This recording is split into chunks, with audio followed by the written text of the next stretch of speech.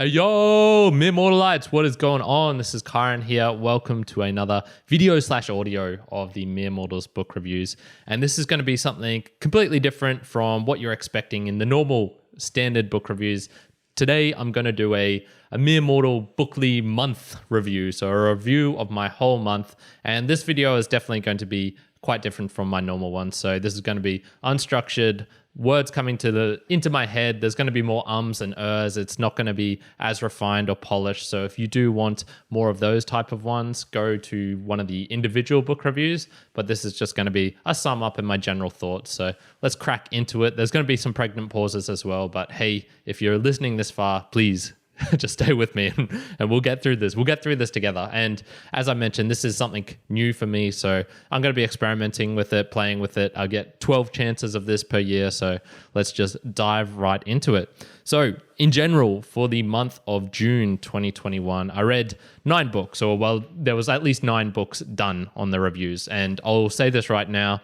This will be a review of all the books that were actually published in this month in terms of the audio and video content. So yes, I actually have read a couple more in advance. Obviously, I'm not creating these videos and releasing them on the same day. That would be a bit of effort. So no, these are the books that were all published in the month of June 2021.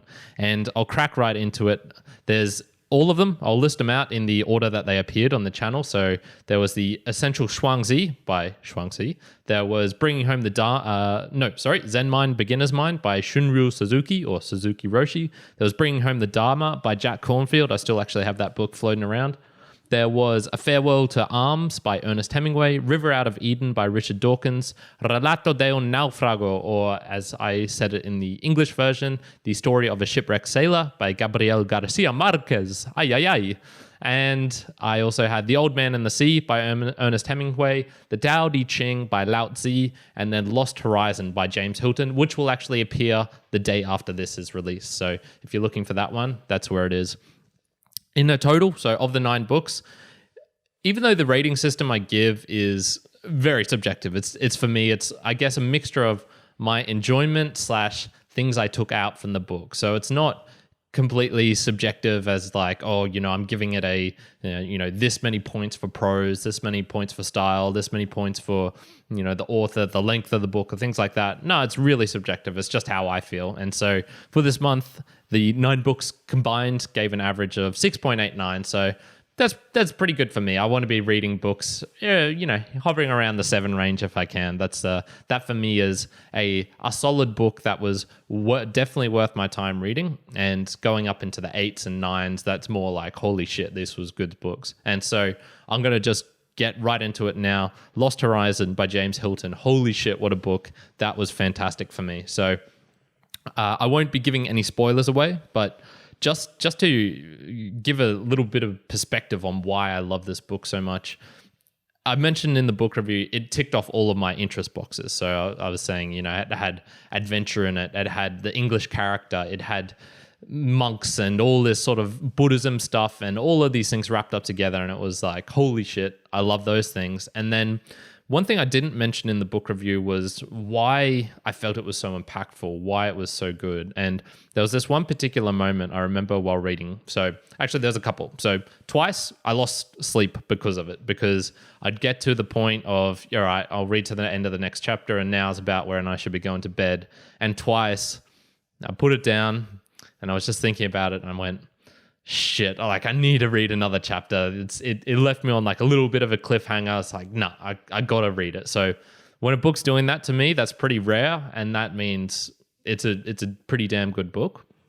But in particular, there was this one moment where I was reading, and it was no spoilers in here. I was reading the point where the main character Conway is getting told these things by the monks. I guess almost like the secret of Shangri-La, of their monastery. And then his friend Malison comes or not particularly his friend, one of the other trapped adventurers, Malison, comes and he's talking with him.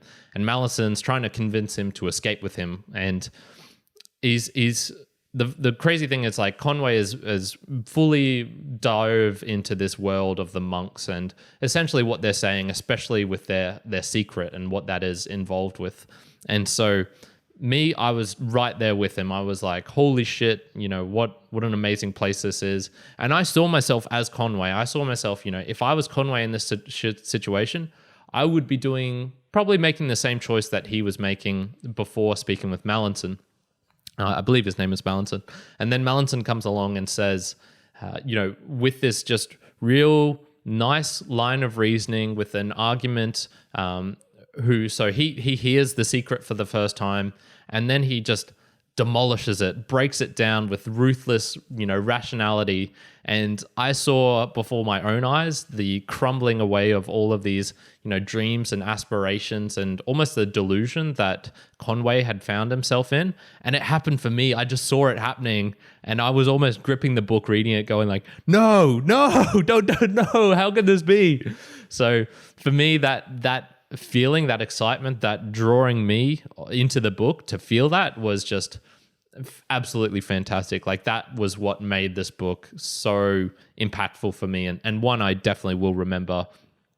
And then, just as I mentioned, all the good things that were associated with it. So a standout book for me was definitely that one.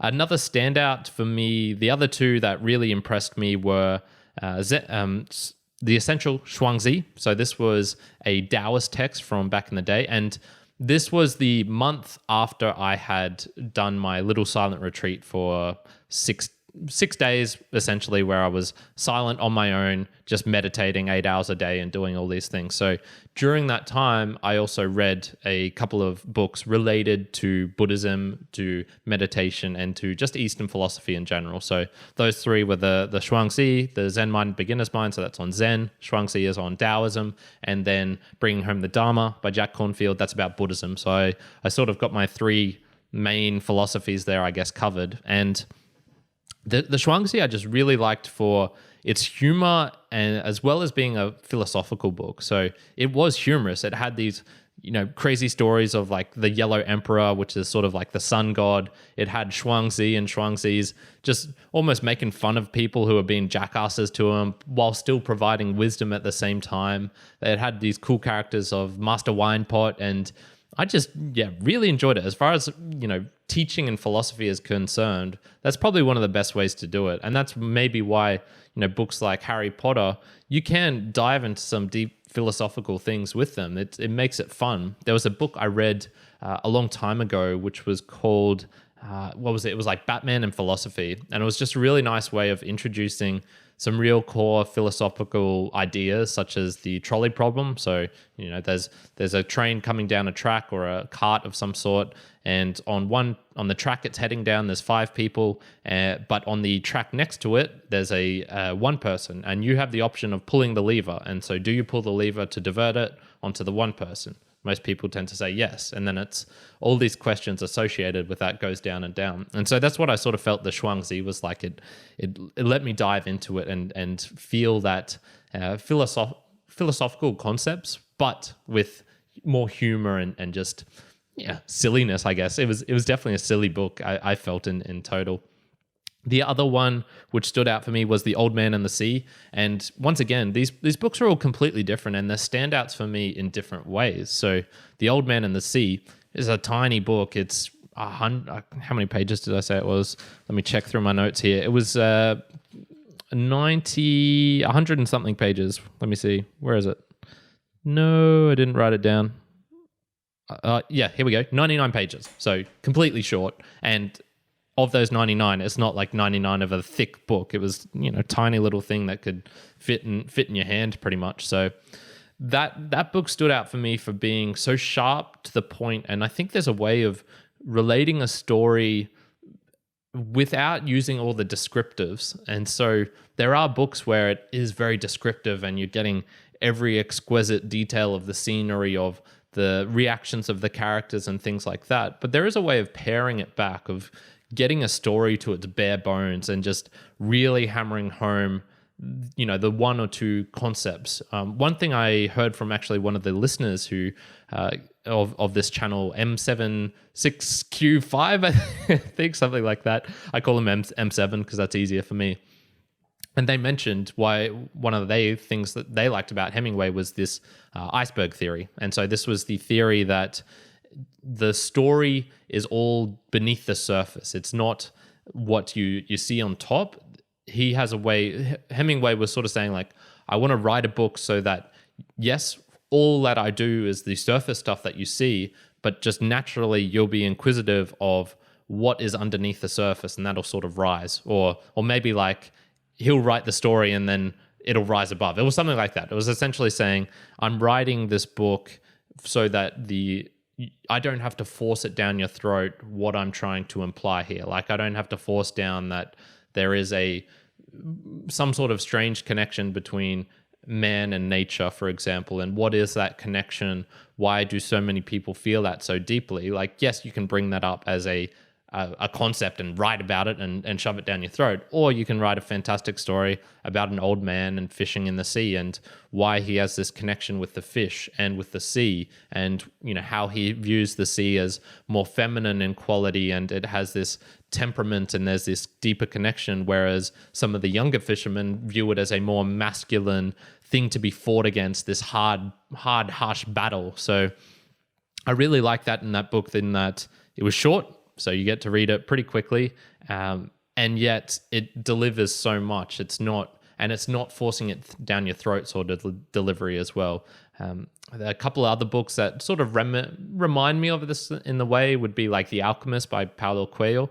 Very, very short book as well, but man, he delivers a lot in a very short amount of time. As well as Animal Farm, which was one sort of concept from George Orwell of why communism and why these sort of social constructs, or not constructs are not the right word there, this social system that people have created, socialism, would inevitably come down, or an example of why it would break down, and yet done in a very short, sharp, humorous manner in this case. I think the word count was almost exactly the same as The Old Man and the Sea, so it's probably 100 pages as well. But holy damn, what a book, just delivered in a cutting, brutal style, just getting straight to the core. So some of the other books were The Tao Te Ching by Lao Tzu. Yeah, that was nice. Relato de un Náufrago, probably not the best of Gabriel García's works. I would say, and I read this one in Spanish, so one thing I noticed from that book was it wasn't a very descriptive book in the sense of a story of being, the emotions. It was very logical, almost like a log of a shipwrecked sailor, which it was. So it was a much more to the point descriptive of his days rather than descriptive of his emotions, of his feelings. They were included, but that's not what jumped out at me. And I don't feel that's the most adequate way of using the Spanish language in essence. I would definitely say some of his other books, such as El Coronel no tiene quien se escriba, so like the old colonel or the old man has no one to write to, or no one who writes to him, and Cien Años de Soledad, his most famous work, 100 Years of Solitude, which, by the way, I think there is a sort of Disney movie. There's a Disney movie going to come out called Encanto, or at least there's trailers of it, which seems to have that little bit of a feel. Even just in that little trailer, that's exactly what I imagined. Cien Años de Soledad in a cartoon form. It would have this just magical air about it, and vivid, bright colors in a just completely bizarre looking house in La Finca, the what you would call like a homestead, or the farmhouse in a way. Some of the others, so River Out of Eden by Richard Dawkins. Once again, I would recommend other of Richard Dawkins' works. The Selfish Gene, for me, I read that book a long time ago, and that was pretty damn good. I really enjoyed that one. Bringing Home the Dharma, that was actually pretty nice. I quite enjoyed this in the sense that it was not a complete beginner's book on Buddhism, but it did give you a feel of some of the basic concepts, but also it definitely felt like an intermediate book, which is about where I'm at for Buddhism now in terms of things coming out from it, in terms of the actual scriptures and things like that. Oh, hell no, I'm nowhere near that. But as far as like the core concepts, I think I'm starting to get them, and I'm able to experience a bit more nuance. And just the way that he wrote the book, was quite nice in its delivery. The sections it was split up into the 5 separate sections. One's talking about the masters, how he presented his not arguments but his descriptions of his students and what they learned and things like that. I just found this a really nice book and probably one of the best books I've read on Buddhism so far. Others by the Dalai Lama I haven't appreciated, mostly because I think those were written in sort of a speech format and then just translated to text, and it's like, damn, Dalai Lama, why are you being so lazy, bro? Get your shit together. But and then some of the others were didn't stand out for me. So this was by far the best book on Buddhism that I've read so far. Zen Mind, Beginner's Mind. I enjoyed parts of it, but I think I just found it lacking in depth and quality. And maybe, and when I say that, I mean I'm not going to remember anything from it particularly. I enjoyed the essence, the feel, the living in paradox that Zen somewhat implies, but that's all I really took from the book. I didn't really take too much in the way of remembering like an amazing story from one of his students, for example, that would help me. And just his words are a bit cryptic, so I just slightly struggled to really get everything that there maybe is to get out of that. For me, Zen, I would have loved to have heard more of the koans. I would have loved to know more of the history. What I did like about the book was that it was artistically a beautiful, beautiful book. Just the feel of the paper, the setting out, the design of it, the front cover, the back cover of Suzuki Roshi, the way it was set out. Even the bloody stem of the book had this nice feel to it, this sort of cut out zigzag pattern, which I just really appreciated in terms of the actual book itself. So that's probably what I would have wanted more to see in the book as well. And in terms of what the author was writing about, Suzuki Roshi, I would have loved to have heard of more of these beautiful koans, or maybe some poetry that really gets to the heart of Zen, things like that. So that's what sort of disappointed me in a way. And the worst book of the month, A Farewell to Arms by Ernest Hemingway. Not my favorite. I think my problem was I've read plenty of other World War I books, and this just does not stand out at all compared to those. So I'm thinking along the lines of Storm of Steel by Ernst Junger? No. Ernst Junger, as well as my favorite of the World War I books I've read so far, The All Quiet on the Western Front by Eric Maria Remarque. And this one for me just felt, he's got a very stilted conversation style in the book. It almost feels like one of those old time, what do you call those, TV shows where it's characters and they're very scripted and they speak to each other, not the way you would expect like a husband and wife to speak to each other. They're very quippy. They all have, the perfect one-liner answer to it. That's how his conversations went. None of the characters ever started with like, hey, how are you going? Which is fine because, maybe you want to get rid of that.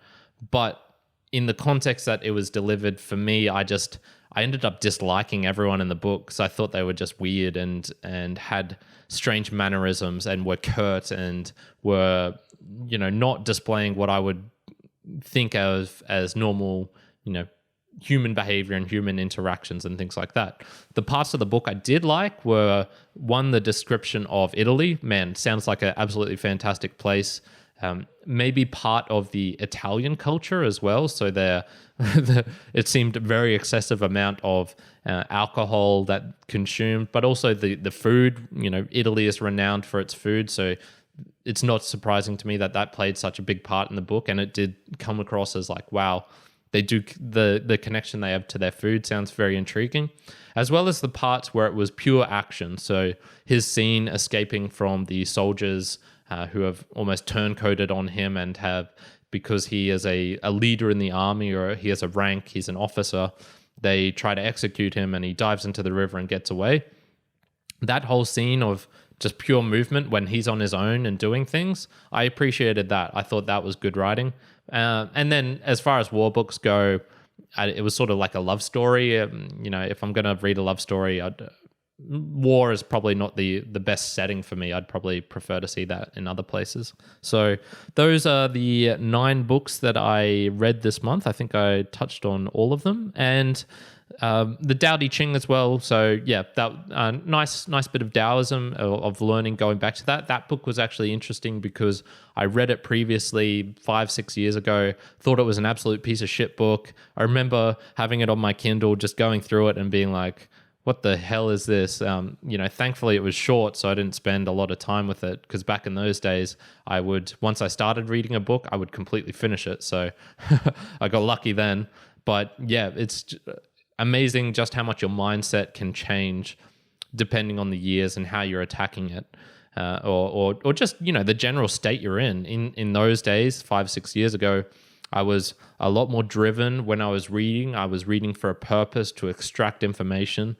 So this is why books like Roberto Cialdini's book on persuasion was so influential for me, of Napoleon Hill, Think and Grow Rich, of sort of self-help, or books that would give you practical information. I wasn't particularly enjoying more deeper philosophical stuff, just because I didn't have the capacity, I guess, to understand it, and then also to appreciate it. So probably good in this case for me to have come back and realized, like, oh wow, this actually had some more things in it that I completely missed at the time.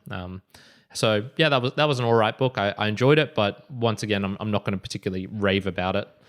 And talking about my last little point here, talking about books and starting them and finishing, I'll have a section at the end, I guess, of books that I started and would drop as well, because I think not only is it interesting to know of the books that I actually did complete and fully read through, but also the books that didn't make the shortlist, or I started, found nothing in them that really drove me to keep going, or even found things that made me say, hey, I don't want to keep going. So the 2 for me were another 2 spiritual / Eastern philosophy books that I read or tried to read during that retreat that I had. One was called True Refuge by Tara Brach, and the other, All Else is Bondage by Wu Wei Wu.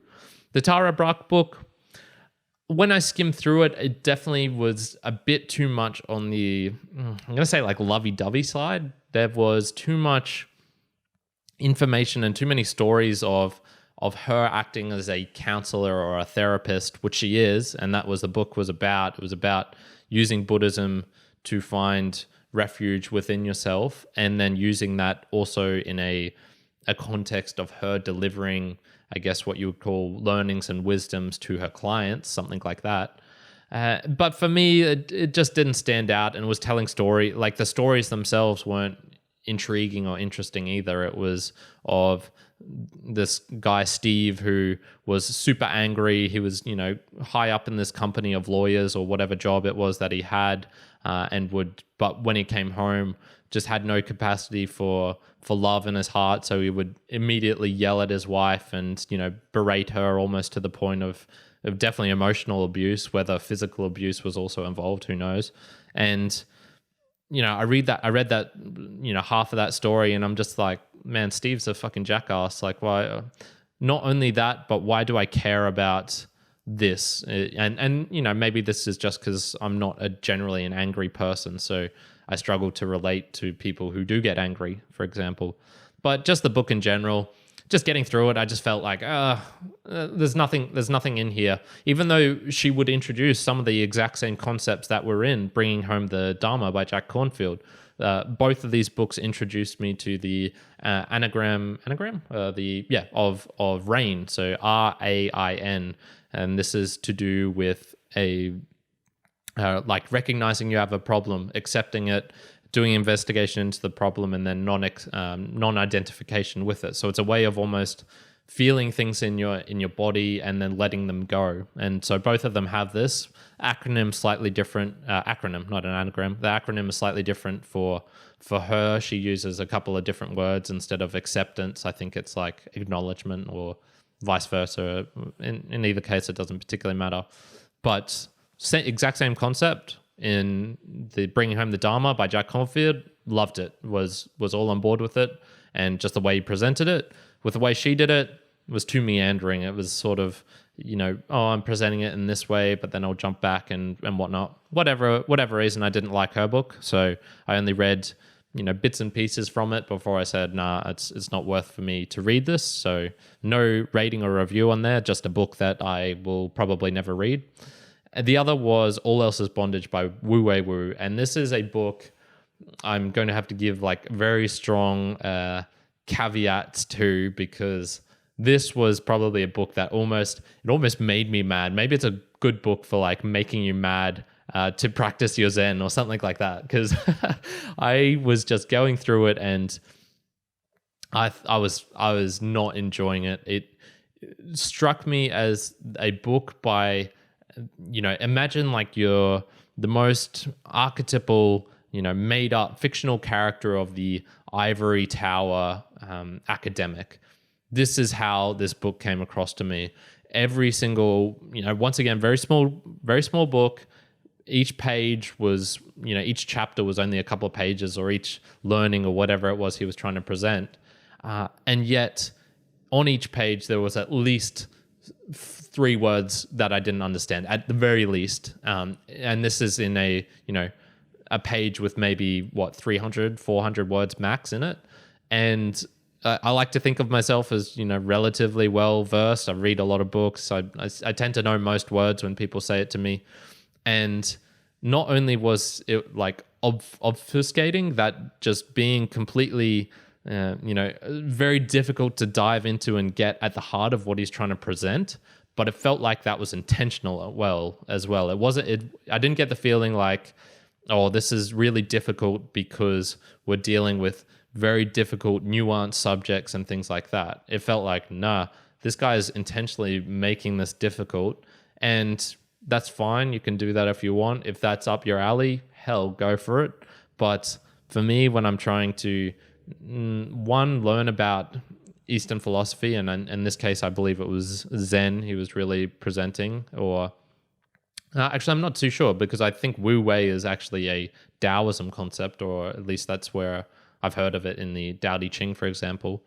Yet in this one, it just came across as like, man, what's this guy talking about? What's the point? Even stuff that I know more about. He had a very, very small chapter on Douglas Harding's way of his way of presenting a type of meditation on having no head, on looking, trying to look at your own head, realizing there's no way that you can physically do that, and then sort of having this theoretical concept of, well, like if I were to try and look at it from this position now, all I'm going to see is like the blank space that's outside of me. Imagine, if you can do this with yourself, put your hands as if you're looking into a mirror, or looking through a glass, actually is a better example, looking through a window.